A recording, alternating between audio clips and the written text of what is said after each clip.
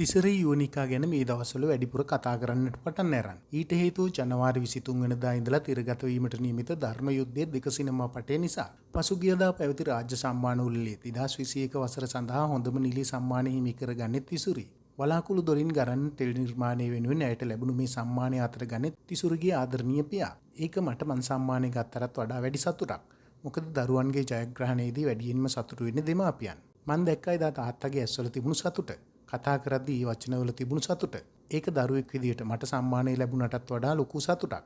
මගේ තාත්තා ඒ සම්මානය ගත්තු එක ජීවිතේ කවදාවත් අමතක නොවන සිදුවීමක්. කාලයත් එක්ක එයා රංගනයෙන් ඈත් වෙනවා. නමුත් ඇගේ ජනප්‍රියත්වයේ නම් කිසිම වෙනසක් නැහැ. මට රංගනයෙන් ඈත් වෙන්න හේතු කිහිපයක් තිබුණා. එකක් මගේ අම්මගේ අසනීපය. අනිත් කරුණ මට සැමියා සමග විදේශගත වෙන සිදුවීම.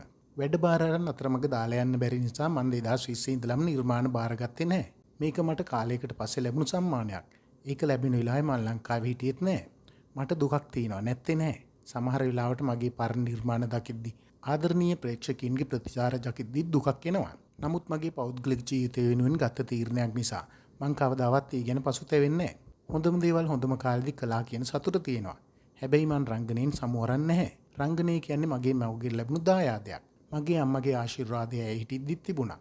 ඇයි නැති වුණත් ඒ ආශිර්වාදය මට ලැබෙනවා කියන එක මම දන්නවා. මගේ මව්පියන්ගෙන් පස්සේ මගේ හේවණැල්ල වෙන්නේ එයා. මං වැටෙන හැම තැනකදීම මට වාරුවක් වෙන්නෙත් එයා. අම්මගේ අසනීප තත්ත්වයත් එක්ක මට මුහුණ දෙන්න උණු ප්‍රශ්න හමුවේ මට හයියක් උනේ මගේ සැමියා. එයා හරි කැමතියි මං වැඩ කරනවට. එයා හැම වෙලාවෙම කියන්නේ ඒක වගේ ටැලන්ට් එක. ඒ නිසා රංගනේ නෑත් වෙන්න එපා කියලා.